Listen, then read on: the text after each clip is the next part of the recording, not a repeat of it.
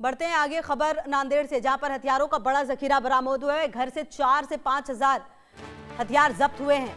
तलवार, तमंचों की कीमत करीब 43.50 लाख बताई जा रही है। मुख्य आरोपी जसवंत सिंह गिरफ्तार हो गया। पुलिस कार्रवाई पर एसपी ने सराहना की है। तो नांदेड़ में पुलिस ने हथियारों के बड़े जखीरे का खुलासा किया है।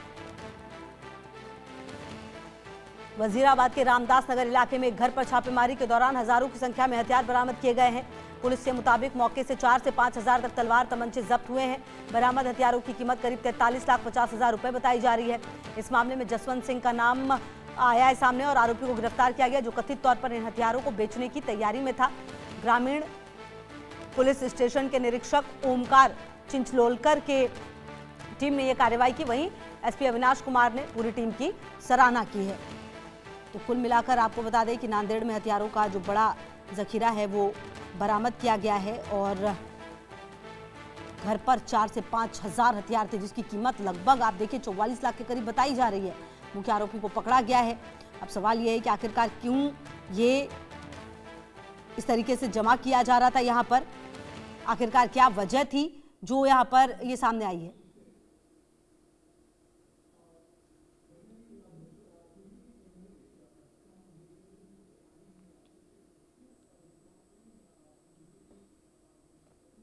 लगता कि इसमें जो ये काफ़ी अनूठा कलेक्शन है, बड़ा कलेक्शन है शार्प वेपन का, जो कल नांदेड़ ग्रामीण की पुलिस स्टेशन की टीम ने रात में सर्च ऑपरेशन, कॉम्बिंग ऑपरेशन के दौरान पकड़ा है। और इसमें लगभग 4,796 इतने शार्प वेपन, जिसमें तलवार है, खंजर है, डैगर है, कुफ्ती है और ऐसे सारे शार्प वेपन हमें मिले हैं। इसमें कुछ जो हैं बहुत अच्छी क्वालिटी के हैं, अपन बोल सकते हैं कि इम्पोर्ट बेस्ड क्वालिटी जैसे हैं कुछ, और मोस्टली ऐसा लगता कि इसमें जो वेपन का कलेक्शन है इसमें 80-90% क्राइम में जो यूज़ हो सकते ऐसे हैं। कुछ 5-10% जो हैं वो रिलीजियस और सेरेमोनियल पर्पस वाले दिखते हैं, बट मोस्टली जो क्राइम में यूज़ हो सकते, जो मारा मारी में यूज़ हो सकते, जो हमारे यूथ आजकल लेके घूमते हैं क्रिमिनल माइंडेड, उनके लिए वापर हो सकता है, ऐसा दिखता है। ये काफ़ी अनूठा कलेक्शन है, बड़ा कलेक्शन है शार्प वेपन का, जो कल नांदेड़ ग्रामीण की पुलिस स्टेशन की टीम ने रात में सर्च ऑपरेशन, कॉम्बिंग ऑपरेशन के दौरान पकड़ा है। और इसमें लगभग 4,796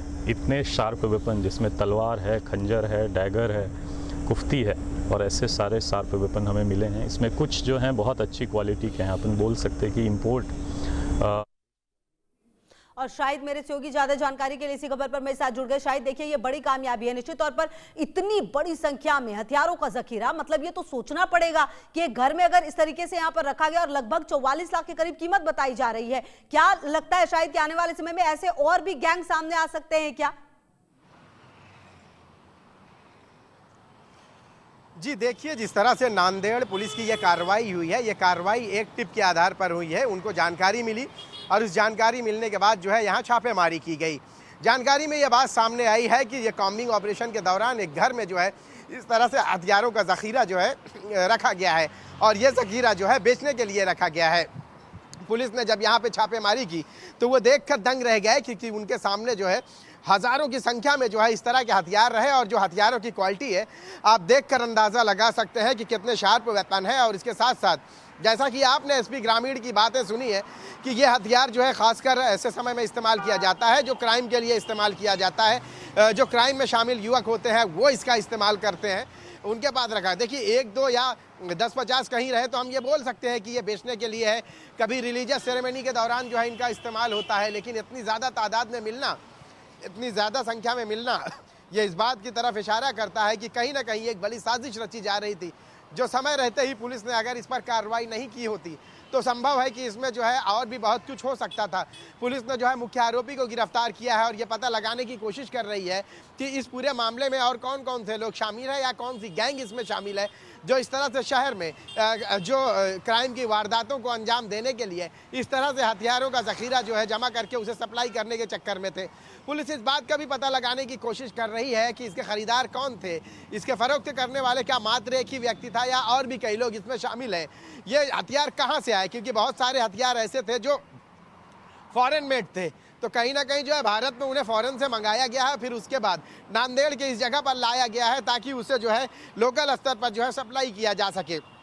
बहुत सारी बातें हैं जो पुलिस के लिए इन्वेस्टिगेशन का हिस्सा है, जो इन्वेस्टिगेशन के बाद ही पता चल पाएगा। हालांकि जैसे ही ये हथियार मिला है तो इलाके में सनसनी फैल गई है, क्योंकि जो है जब आप देखें टीवी स्क्रीन पर देखकर अंदाज़ा लगाइए कि जिस तरह से जब पुलिस ने बरामद करके इसे रखा तो देखकर अंदाज़ा लगता है कि कितने शार्प हैं और इससे कोई भी जान माल का जो है जानी नुकसान बड़े ही आसानी से अंजाम दिया जा सकता है। हालांकि आपको पता होगा कि कई ऐसी जो धार्मिक गतिविधियां होती है उस दौरान भी जो है हथियारों का इस्तेमाल होता है, लेकिन उसमें भी पुलिस ने एक तय किया है कि इतने से बड़ा हथियार नहीं होना चाहिए। लेकिन यहाँ पे आप देखकर अंदाज़ा लगाइए कि कितना बड़ा और कितनी बड़ी संख्या में ये मिला है। तो अब जो है इन सब के लिए पुलिस जो है पता लगाने की कोशिश कर रही है कि इसके पीछे और कौन कौन से लोग शामिल हैं, क्या इसके तार महाराष्ट्र के अलावा दूसरे राज्यों से जुड़े हुए हैं।